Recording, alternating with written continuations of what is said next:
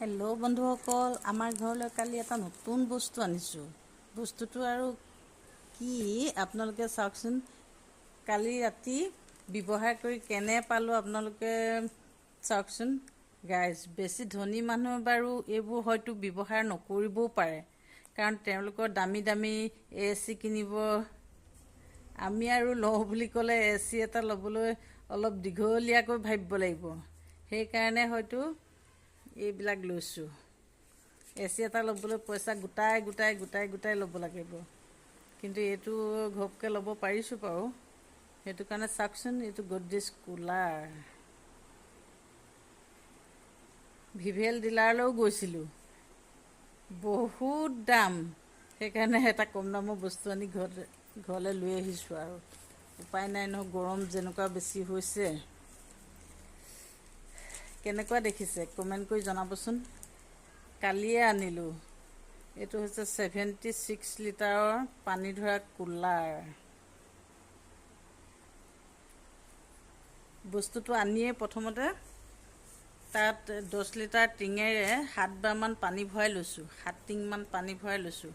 লৈ তাত আকৌ এইটো দেখিছে যে ওপৰৰ ঢাকোনটো খুলি ফ্ৰিজৰ পৰা বৰফ আৰু আইচ পেকবোৰ আনি তাৰ ওপৰত দি দিছোঁ।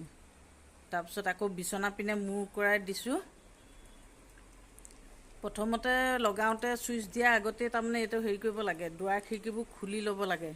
তেতিয়া মানে গৰম গেছটো বাহিৰলৈ, আগত যিটো গৰম থাকে গৰম গেছটো বাহিৰলৈ ওলাই যায় আৰু মানে কি হয়, ভিতৰখন সোনকালে চেঁচা হয়। আমাৰ ইয়াত ইমিউনিটিটো ভাল বাৰু, সেইকাৰণে সোনকালেই ৰুমটো ঠাণ্ডা পৰি যায়। কিন্তু এটা কথা, কালি মোৰ পোনে আনিয়ে লগায়ে ৰাতি শুলোঁ। শুই মানে কি আৰু কি ক'ব, ৰাতি হেৰি ঠাণ্ডাটো খুব ভাল লাগিছে, আনকালতকৈ বেলেগ লাগিছে মানে আজি। কুলাৰটো এচুকত লগাই লৈছোঁ আৰু বিচনা পোনলৈ মূৰ কৰাই ল'লোঁ।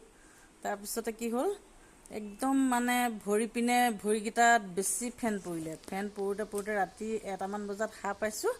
একদম মানে ভৰিৰ পিঠকেইটা একেবাৰে গোটা নিচিনা লাগিছে ন, দুইটা ভৰিয়ে একদম বিষত থাকিব পৰা নাই।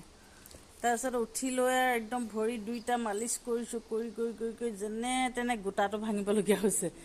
ভালকৈ আৰাম ল'বলৈ যাওঁতে মানে একেবাৰে উপায় নাইকিয়া হৈছিলে।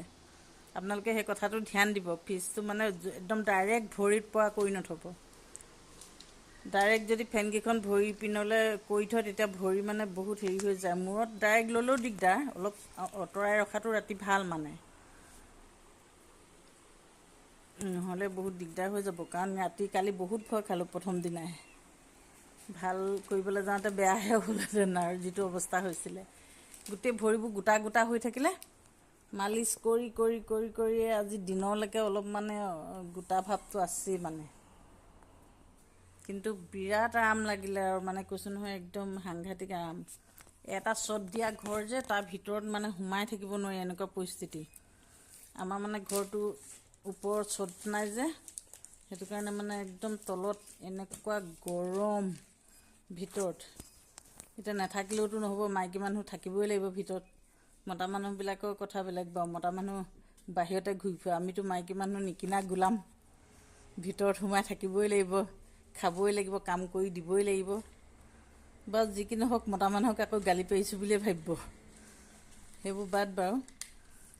কিন্তু হেৰি, বেছি আৰাম কৰিবলৈ গ'লেও অলপ দিগদাৰ হয়। কিন্তু অলপমান কুলাৰটো মানে আঁতৰাই ৰাখিব লাগে।